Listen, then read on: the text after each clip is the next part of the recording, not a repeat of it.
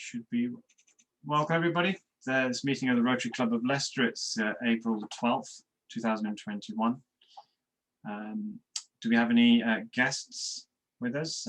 Just having a look. We've got Rodney. Sorry, we've got Pam Spokes. Always good to have you with us. Hi everyone. Greetings from Leicester Novus. Good to be here. Always good to have you with us. We've got Wayne Matz from Loros. Good to have you with us. We've got Jay again. That's great to have you with us again. And we've also got Muriel Betts. You're a friend of Diana's, I gather. Okay. We have our speaker, Chris. Okay, welcome everybody. Do we have any greetings from other clubs? Well, I do have a greeting from the. I did do a flag exchange with a Rotarian that you may remember joined us a couple of weeks ago, Camille Johnson. She is a member of a Rotary club in India. Unfortunately, I haven't made a note of which one, but it's on our Facebook page, and that went very well. So we have a flag. Oh, actually, do I have it here? Oh, I do. No, sorry, I don't. I thought I did. But yeah, you'll have a look at that on the Facebook page. Okay.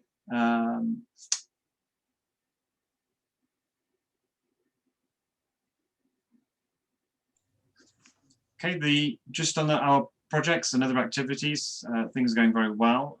Oh yeah, sorry, John. Did you want to say something? All right. I saw Derek Hull last Thursday. He's in very good spirits, but he's having troubles getting around. He's being well looked after at home, and he sends his greetings to everybody. Oh, that's wonderful. Thank you. I believe Patrick spoke to Derek, didn't you, Patrick?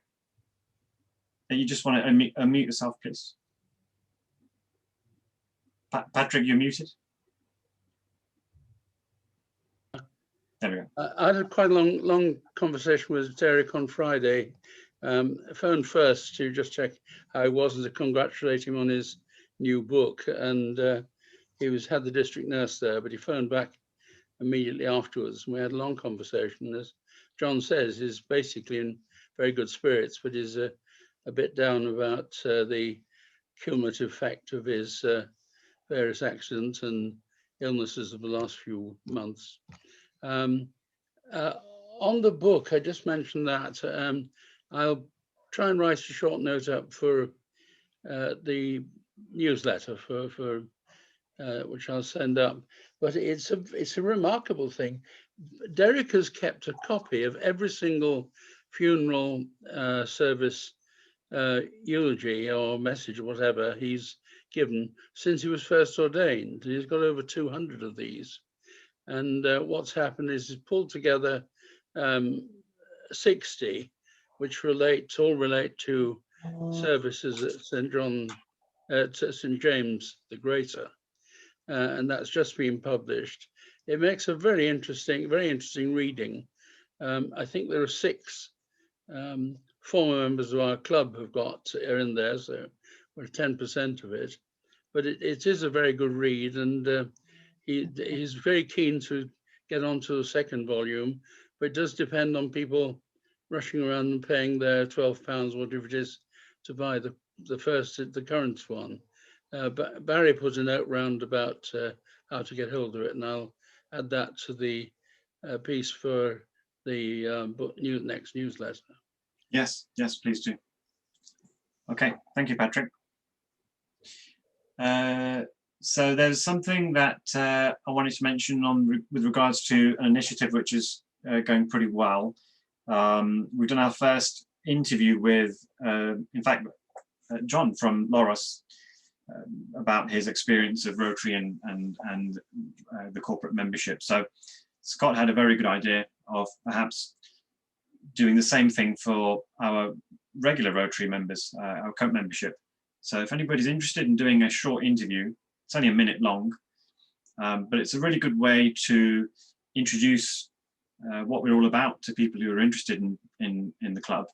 And so it would involve maybe just 3 questions, a little bit about yourself, why you've joined Rotary, what you like about it, and a minute-long video. Please do give me a shout. And if you want to see what John's video looks like, just let me know and I'll send it to you. So if you're interested in doing being part of that short interview series, please let me know.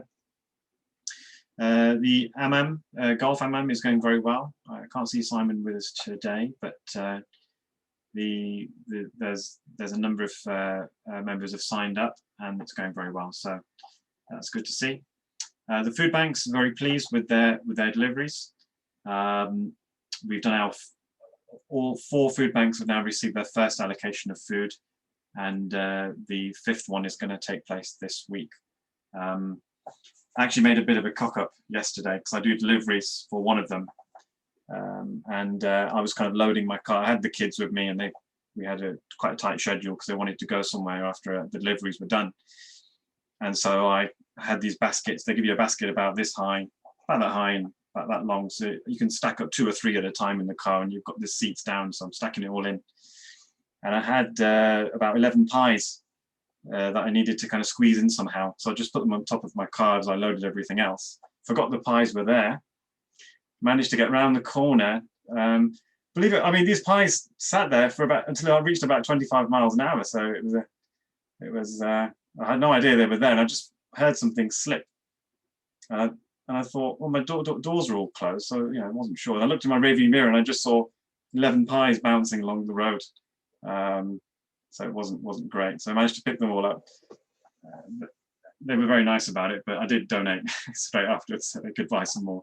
But luckily we had some spares and it all went fine. So, but yeah, they're doing great things, and the people are the users that we deliver the food to are very grateful for all the help and all the very kind donations Rotarians have made.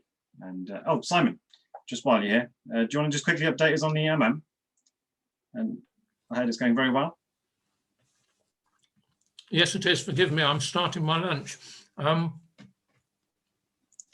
Yes, I've been handed an entry today, this morning at the golf club, and somebody who may well want to join the Rotary Club, and he may well have a second team to put in. And there's 4 Scotsmen coming down from the Hoyt area who usually came and played in the National Championship. They've confirmed and paid recently, so things seem to be going well, but I've not had a review with Mike Piper about how sponsorship's going yet, but things are still moving on. That's great, well done, excellent. And at council, we've also discussed the Netherhall project, which is going very well, led by Diana. And so I'll be updating you further as that progresses. Okay, so any notices from Secretary? Barry? No? Any committee chairman or chairwomen would like to say anything? Yes, Richard? Yeah, I know it's sort of not committee chairman, it's more district stuff. I sent you an email yesterday, Parmdeep, about Peter Berry's global giving appeal, which if you could send that round to all the membership ASAP. Basically, because Peter Berry, who's the current district governor, has not been able to have any sort of fundraising activity through this year, and his chosen charity was the End Polio Now Foundation, through Foundation, so what he has chosen to do is have an appeal through Global Giving, which is a crowdfunding platform which has an accumulator on it, so that basically it's like a competition for fundraising. On the 14th, which is Wednesday, whichever appeal has the most donors and amount donated gets a bonus put in by Global Giving. I think it's about £5,000 or something. It's quite a lot. And so it's really, and it's £1 or whatever you can give towards that. And don't forget, anything going to End Polio Now gets doubled up again or twice over by the Bill and Melinda Gates Foundation. So it's an incredibly effective way of donating money.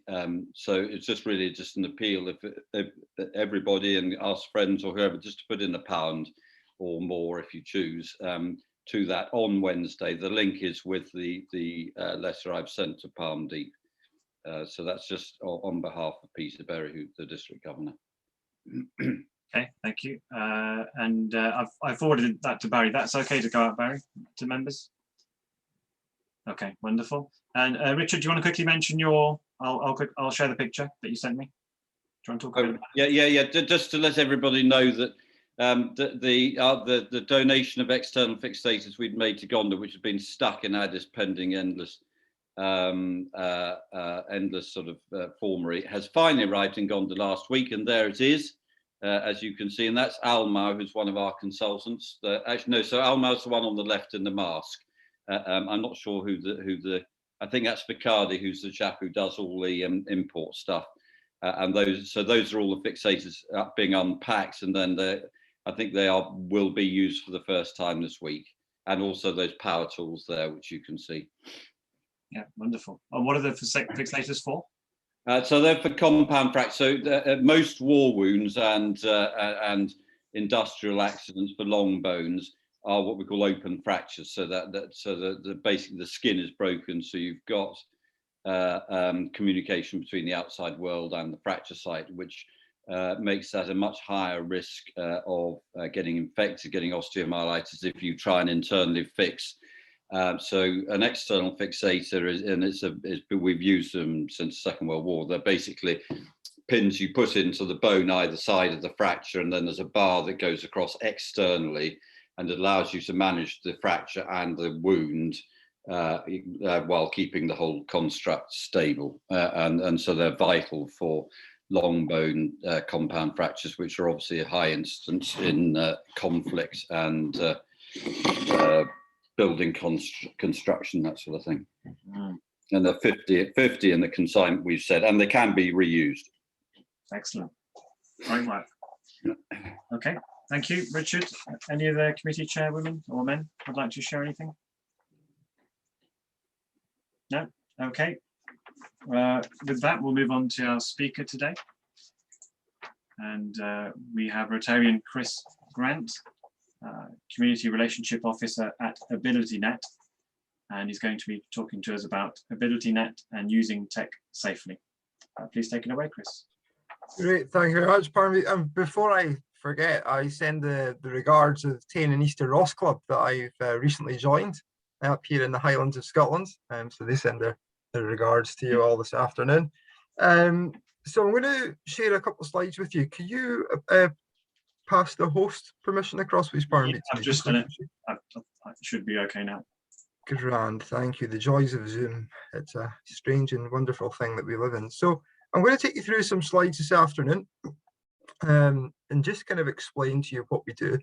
And then at the end, I'm going to kind of give you a wee overview on the safety side. You know, as the pandemic has shown, the scams have sadly increased massively. And these scams are getting more, I would say, sneaky. Things sound more realistic, things look real and they're not real, and people are getting scammed so much more easily. And happy to take any questions at the end of the slide. So I'm the Community Relationship Officer and based up in the Highlands, but my role is to cover the UK. I've been a volunteer with AbilityNet though for just over 3.5 years and was offered this role back in June. And it's incredible to think I'm coming up to a year. It just feels like yesterday starting with the organization's employees, so it's really good to get back to work after a while off. So our mission really is to support anyone of any age living with any disability to use technology. Now we help anyone also who is over 55, anyone with a disability or their friends and their family, carers. But we're also now supporting third sector and charities, because as the pandemic has shown, third sector has really struggled. Charities have struggled to get that IT help because they can't afford to do an hour's teaching on how to use Zoom or how to use Teams. We want to be there to support, and I'll touch that in a little minute or two. But we support people at home, at work, and in education. But this afternoon, I'm really going to focus on the three elements. So the at home, the at work and in education are paid for services as part of AbilityNet. And again, I'll explain a little bit about that in a minute. So we do this by lots of different things. So we provide specialist advice services. So as part of our paid work, we have specialist assessors who will assess people with disabilities, either if they need a work placement assessment to support the employer to make sure that they are fully compliant.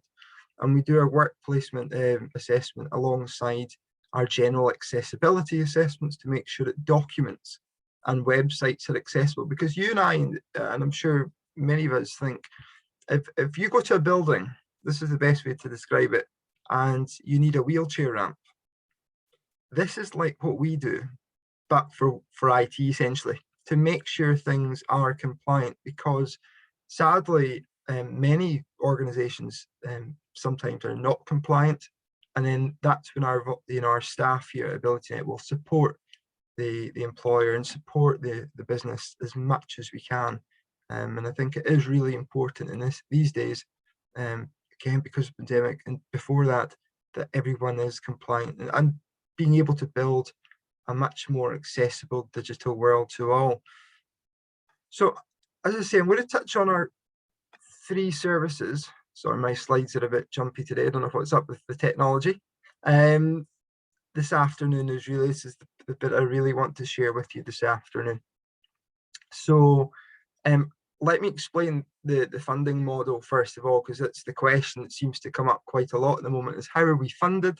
So we are funded very slightly by our paid for services. We sometimes get a little bit of money come across to support the work that we do, but part of my role is the community partnership role. So it's to look at local fundraising to help us in different parts of the UK.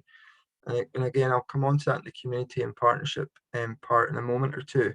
But across the UK, I'm absolutely delighted that we have over 300 volunteers, ranging on different capabilities, our youngest volunteer being 18 and our oldest volunteer being 90. So it's completely the other, complete other end, and it's really, really nice. Ray Waddington Jones, who's our oldest volunteer, he's the coordinator for London West, and he does a splendid job. And we see so many nice things happening all the time. Across the UK, we have coordinators in each part of the UK to allow our free services to run. So they are also volunteers to support the overall IT Can Help service. What is IT Can Help? That's a very good question at times, but what it is simply, if you need any help with technology, we're there for you. We get so many different questions. We get questions such as how do we use email? How do we use the internet safely? And how do we install internet? We get questions more recently, how do we can keep in touch with friends and family? But we also get quite a lot of questions, particularly at the beginning of the pandemic, is about how to use Tesco's and how to use Asda online to make sure they could get grocery at home. We do get the odd funny question. I had one this morning in particular. How do we complete level 74 of Candy Crush? I'm sorry to say, I don't have that answer just yet. But we get such a wide selection of questions. But one of the other big things that's been coming out of the particular during the pandemic is that they're saying to us, we want to use NHS Near Me. So to use the Near Me facility instead of going to hospital, they're able to video call their consultant or one of their specialists. So our volunteers have been on board ready to help with that. We have a free helpline, which the number is on the screen, the 0800 number. Now, the helpline is managed Monday to Friday, 9 to 5. And I will add helpline very loosely because the helpline only has 3 staff members on board at any one time. And we are fielding quite a number of calls. Usually how it would work would be somebody would call in for support, or someone would email our helpline and say that someone needs support. We would allocate it to the coordinator for that area, who would then pass it on to one of their volunteers. The volunteer would then contact the individual to arrange support. Usually it would be by face-to-face, but because of the pandemic, we had to suspend that. But we are coming out of that suspension in due course, particularly with the vaccines. We're able to provide some support now, as long as both our volunteer has had the 2 doses of the vaccine and the client has had the 2 doses. long as there's 3 weeks between the second dose. However, we switched to remote support, and many of us have probably heard the word TeamViewer being mentioned in the past. So we're able to remotely dial into someone's device and show them how to use something. And I remember the first time I personally did this myself, and they says, Chris, there's something wrong with my PC. The mouse is moving by itself. I says, don't worry, that's just me controlling over the laptop now. And we're able to do that quite securely because we've spent quite a considerable amount of cash on the remote support, albeit you can get the free version. Our safety and security to anyone that we support is very, very important to us and to the end user. All the support is free. So if you need 1 session, if you need 10 sessions, you'll get the support. We are there to help. And that's one of the big things. We sadly see many people contact us who have life-changing disability, whether it's vision or hearing or stroke or certainly any kind of disability. And one person in particular recently, I was speaking to her just last week, she was telling me that she's lost her vision and she didn't know where to start using technology. And she was really afraid to use that. However, volunteers have now been able to support her and give her that confidence. And over the weekend, actually, I had a Facebook friend request from her, and it's great to see that kind of thing happening, because, you know, if we can empower one person and change the mindset of so many people, it's great, and it really is inspiring. We still hear sometimes these days, I have a disability, I can't use technology. Trust me, there is help out there, and there's kind of extra equipment and software which will make a huge difference to them. Online support, we've got 3 strands of this. My Computer My Way, which I would thoroughly recommend that you have a look at on our website. It's a step-by-step, nice, easy guide on how to adapt your technology for a disability. And it will talk you through step-by-step for different devices. We have different blogs and our fact sheets on the website too.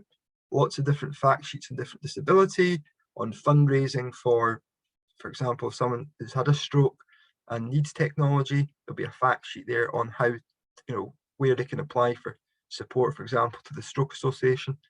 But we also do our free webinars, which you're all more than welcome to attend at any time. It's AbilityNet Live. The next session is actually going to be on the 27th of April at 1 p.m, so it's a Tuesday afternoon. And that will be focusing on learning difficulties and technology. So if you can, please do come along. And then my role is really, I would say, is quite varied and quite interesting at times. And we're looking at local fundraising. So as part of that, I look at fundraising for each area across the UK. I look at 2 perspectives: that do we need to tell more people that we exist, and do we need more volunteers? Because as a charity, it costs us to recruit for a volunteer. It costs us just over £100 per volunteer, and that covers the DBS. So you must be DBS checked to volunteer with AbilityNet. We also give them some specialist training, but also system access. Everything is GDPR compliant. It's not just a simple case of sending an email to someone saying this person needs help, here's their details. We use a system called Freshdesk, which again is GDPR compliant, and we're able to send the request to the individual who needs that support, then on to that volunteer for them to manage. I look at the charity partnership, so working the likes of Stroke Association, with RNIB, with Action for Hearing Loss. We work with lots of different charities, and it's quite nice to work with different charities, a bit like Rotary. We all want the same thing. We all want to help people. So we partner, we can share our skills with each other and cross-refer people into each other's services. And then looking at the corporate relationships, so we work with LV and BT at the moment, and that's about providing volunteers. So, for example, BT and ourselves, we're looking at different ways to support each other. They're recommending people to contact AbilityNet, where they're also saying, well, maybe we can provide some volunteers. And it's really important that we can continue to do that. It's not just about us constantly going out and saying we would like some funding. It's about looking at building that relationship and building as part of that family. I think it is key. It is. what I'm going to do is just talk to you briefly about last year, because I think it's quite good to give you an overall picture of where we were, because 2020, I'm sure we can all agree, was a bit of a write-off due to the pandemic, but last year was phenomenal for AbilityNet. And prior even to that, the numbers were still quite, I would say, risen. But now, last year, and as we progress into 2021, it's been really assuring. So last year alone, we supported just over 3,500 individual clients and organizations with technology, resolved 4,700 issues. So out of that 3,500 clients, some people may have called in several times to look for different bits of support along the time. But again, really inspiring, those two numbers, considering we only had a pool of just over 300 volunteers. 1.7 million sessions on My Computer My Way was utilised, and 78,000 of our fact sheets were viewed. And the impact, we do our impact report every year. And again, I'm not going to go number for number, but I just want to really promote two numbers, which are actually the bottom numbers. I'm not going to focus on the top, I'm going to focus on the bottom numbers there. So 84% more confident and 73% less isolated. I don't know about you but personally, I find the amount of people that say we really just want to keep in touch with our friends and our family has been quite high. One particular person said to me, that she's not seen her son in 6 months. Now that really struck me, to say, well, what can we do? Now she's using Zoom. So it's all about empowerment. It's about making sure that they can keep in touch with their friends and family, because like you and I this afternoon, we're on Zoom, which we think would be quite easy and it works well. But for someone who's just embracing technology, it isn't. If they have, for example, a vision impairment, because they need to make sure the screen reader works for them to enable. So again, we have to think, what can we do? And this afternoon, I want you to think too to yourselves. I know technology, because I can tell you now, we are really needing volunteers in Leicester. But all we ask for is a minimum commitment of 2 hours a month. That's it. But we'll give you that specialist help and that training, and you become part of that AbilityNet volunteer family. It really, trust me, you can make a huge difference in your community. I know you're probably busy with other bits and bobs, but if you want to volunteer, I would love to hear from you, and I'm more than happy to have a chat with you offline if that helps. Pan Disability Charity means we do lots of different things, whether it's supporting people with cognitive problems, hearing impairments, mobility, neurodiverse, and I say visual impairments or blind. Just as a general, I like to do a bit of a hands up exercise. You can wave to me. Does anyone know how to adapt your existing technology to support a disability? No, okay. You would be amazed. So the slides are up, they're having fun today. You'd be amazed at what they can do. It is really spectacular.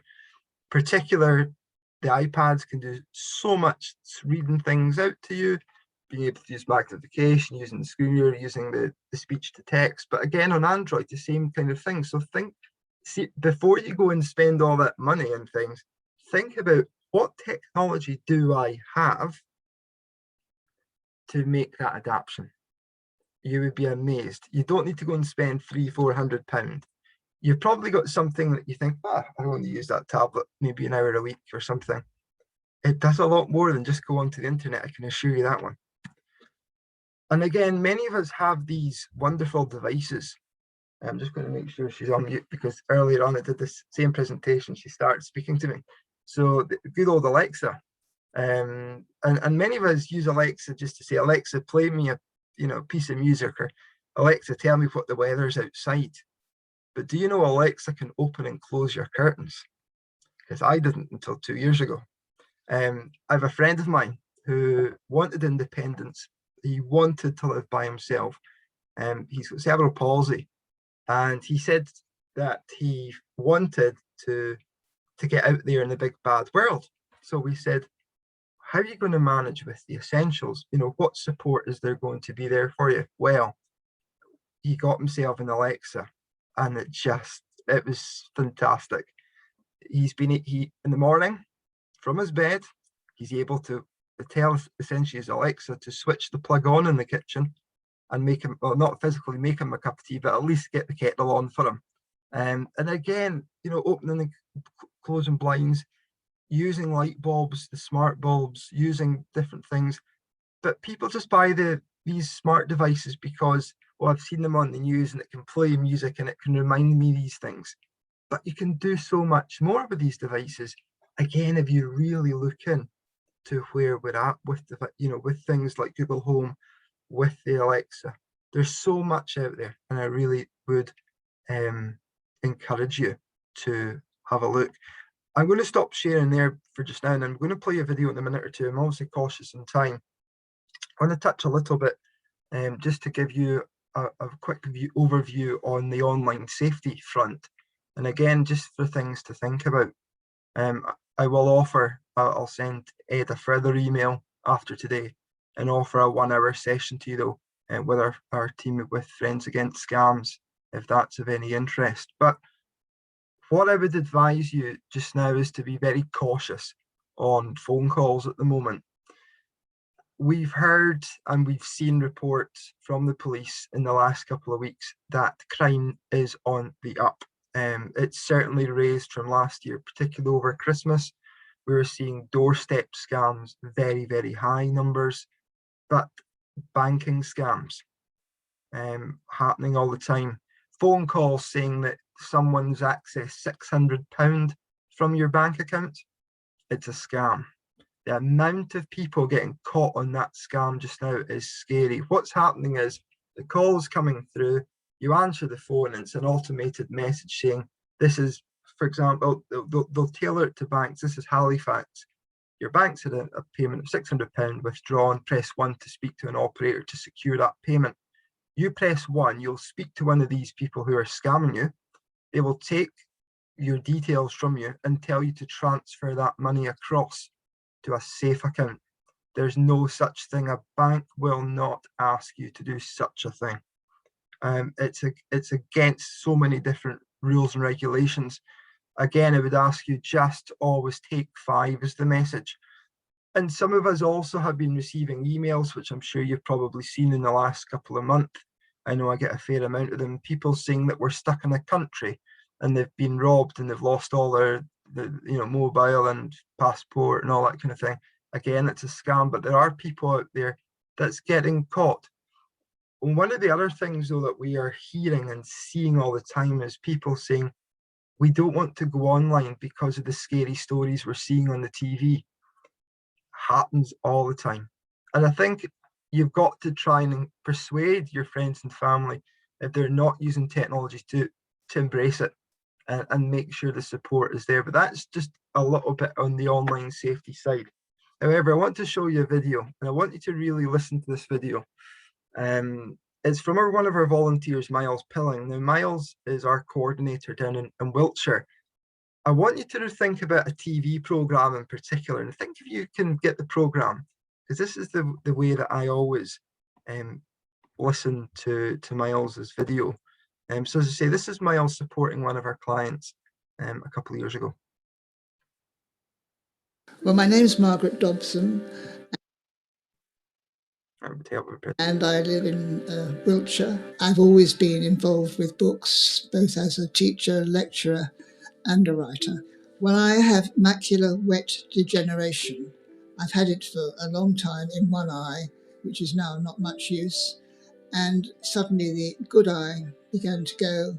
Life just fell apart. My link to AbilityNet is through a particular person called Miles Pilling. And I was at a desperate state when he came, and I have now managed to get some of my life back on track. He came magically on his electric bicycle and came into the house, and we just started from there. My name is Miles. I work with Maggie. I've been working with her for 6 months, and I've been helping her get to use her iPad Pro to do her writing. And he's extremely good at helping me, as I'm sure he is with helping other people. She is a great lady who really wants to continue to do what skills she has. She wants to be able to write. And so we looked at the technologies that might make that easier for her. Here's something that's making a difference to people's lives. I don't know how I'd have managed without him, quite honestly. She values the way we do it. The way we do it is non-threatening and cooperative. But it's the personal approach that is so helpful, is to help me to go on being me, I think. I get the feeling she may want to call me every now and again to ask, Miles, can you help me with this? If you have a disability or a limitation due to a life-changing event, please contact us. Doesn't matter, we deal with all the major disabilities, and I'm sure from the basis of the knowledge I have of all the volunteers, we can help you. Now, do you think about a movie or film that we might have seen? Superman springs to mind. Springs to me when he says, you know, he appears magically on his electric bike. I just love that video so much. But one of the main messages from that video is it allows Maggie to continue being herself, to allow that technology. And the one other thing I really should probably to flag us too is that if you need help as an individual or any of your friends and family, give us a shout, because we would love to help you. You know, if something is stopping you doing something, you're saying, oh, I just can't do that. That's where volunteers comes in, and we will support you as much as we can. Of course, it'll be by, you know, remote first, but as we come out of the pandemic, we'll be able to come and see you and hopefully have a cup of tea. I know our volunteers love having a cup of tea now, some biscuits. I certainly miss it. Being able to go and see people face to face, as 9 times out of 10, the people that we support are really isolated and they just need someone to talk to. And that's the most, you're not just a volunteer for IT, but you're also a volunteer befriender, as I always say, to potential volunteers. So if you need any help, again, I'll pop our details in the chat for you, and I'll send Ed some details to forward out after today too. But happy to take any questions, and thank you for listening. Wonderful, thank you, Chris. Okay, if anybody has a question, please do put up your hand, and then go ahead and unmute yourself. Yes, Diana. Oh, hi there, Chris. Just a question. How do volunteers actually get involved, and what do they actually do, considering that you've got such a raft of different things that you actually offer? Because you also mentioned that you were looking for maybe volunteers in Leicester, Leicestershire as well. Very much so. So how it all works at the moment is the volunteers are getting really stuck in and supporting people by telephone at the moment. So what's happening is obviously the volunteer coordinator will look at the request and pass it to someone, for example, in Leicestershire, who then takes up ownership of that request and supports the end user.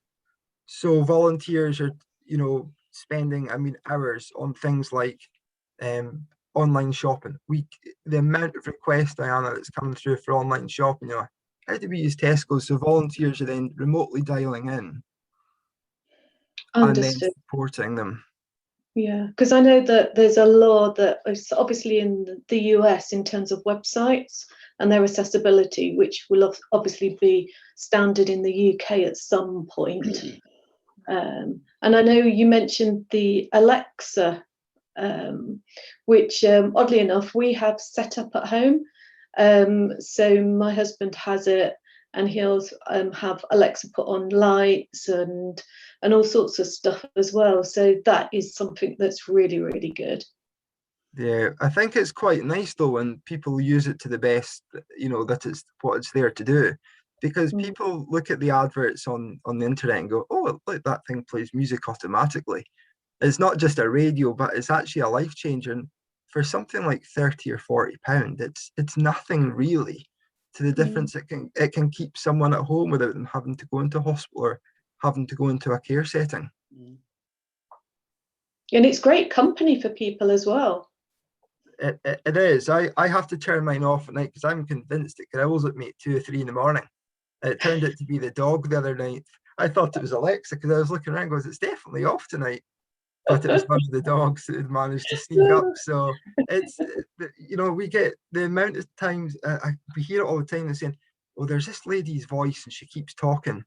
And, you know, it's sad in a way, you know, because we're hearing more and more from Parkinson's, you know, patients that get in touch with us and, you know, they're saying there's this lady's voice and they forget the family set Alexa up. And they're looking round because they can't see the radio's not on, the TV's not on, but they're hearing Alexa talk or they're hearing Google Home talk and they're saying it really freaks them. And again, if it was me, I'd be the same. Like the other night, waking up convinced it was growling, but it's such a game changer. For example, the new Alexa, let me grab it actually. So this is the new Alexa, the Show 5 it's called. Now this only cost me £34 or £35. You can video call on that. It's got a camera up here now, just at the top right. Yeah. And I would, you know, people go and buy laptops and things for video calling. Things like the Alexa, you can do the video calling from now. So there's just so much out there. Do you use things like that in terms of when people have got dementia, to sort of maybe remind them, you know, good morning, name, this is who, you know, almost like reminding that person, depending on their levels of dementia, I guess, or Alzheimer's, as to, you know, this is where you live, this is who you are, your children, or this is your husband or your wife, etc. Does it get used in that sort of respect as well? Because I'm assuming that would be quite helpful and take maybe some pressure off of family members. It gets used to a level, but there's new devices out there, in particular, called one being the GrandPad, it's called, and one being Comp, K-O-M-P. So the GrandPad is an American system. It's like it's a tablet for grandparents. That's where the name grandpads come from, and it's set up. And Dementia UK, I know, certainly were reporting. Certainly, a couple of their colleagues were reporting that they were recommending that. They're recommending the Comp device because it's like a big TV screen, and the family could put on photos that it would automatically go around. That it would be the same one, but you can do the same on the Alexa. I know that because I use it for an electronic photo frame myself. But you get all these little additions. You could go through the App Store essentially on the Alexa app, and there's so much out there for different conditions. But again, you can do that across a wide spectrum of different equipment. Cool, thank you. Not a problem. Do you have any other questions? Yes, Patrick. Just to say, Chris, bang on cue, just as you were talking about telephone scams, one came through to me. I don't know whether you organised it for the timing of that, but this is a major problem, and we're on telephone preference and all that sort of thing. But now the scammers use fake telephone numbers. Apparently, they have programs you can generate tens of thousands of fake numbers that look as though they come from your exchange or something like that, and they bypass the system. And if we talk to the security people, and there doesn't seem to be any way of beating this at the moment. When the actual number comes through, I put it onto block for the next time round. But of course, they never try that one again. They'll try something else. No, I can probably alleviate that headache from you straight away. And there's something called, I'm sure you may have heard of it, Call Blocker, which you can get at no cost. What that is essentially is that it screens all your calls coming in. The caller will be asked. So when you ring someone, so if I was to ring you, you would pick the phone up and it would say, Chris is on the phone, press 1 to accept, 2 to decline, or 3 to block. The amount of people reporting that they're not getting these scam calls now because this thing's in place is massive. and they're actually getting that little bit more confidence to use the telephone.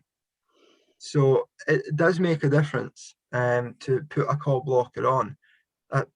It's good and bad, because I know I was jokingly, one of our friends said to me the other day, "Oh, you can block your sister from phone." You say, "I'd never do such a thing."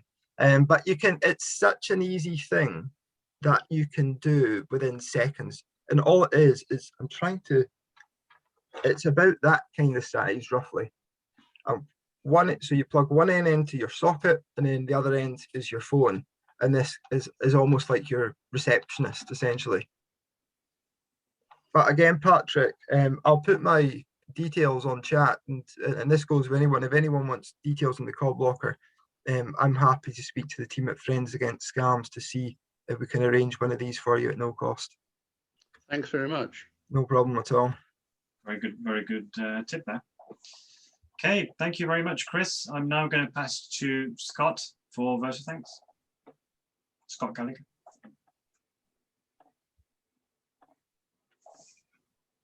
Sorry, I was on mute, which is the problem the last 12 months. Big thank you to Chris. Proof that technology is challenging to all of us.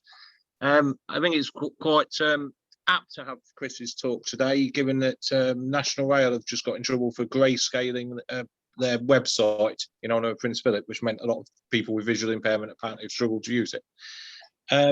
Yeah, I think technology is a big part of life, and it's almost impossible to function properly in the modern world without it. So I'd just like to call on my fellow Rotarians to thank Chris in the usual manner. Thanks, Chris. Well, thank you. Okay, and I'll quickly just go to Richard if you have any sort of further feedback to members about the COVID situation in Leicester hospitals. Yeah, we're sort of back to where we were in the summer, I think, probably. Still got, I think, about 30 or 40 patients in hospital, which is far fewer than it was. There's still, sadly, the occasional passing away, but infrequent. It's now getting the rest of the hospital back up to speed again, which is always the challenge. Do you anticipate a big surge in cases now that things are opening up a little bit? Well, I'm sure there will be there will be an uplift. There's bound to be, but they seem to be quite confident that we're approaching, in theory anyway, position of herd immunity with well over 50% thought to be antibody positive, which is.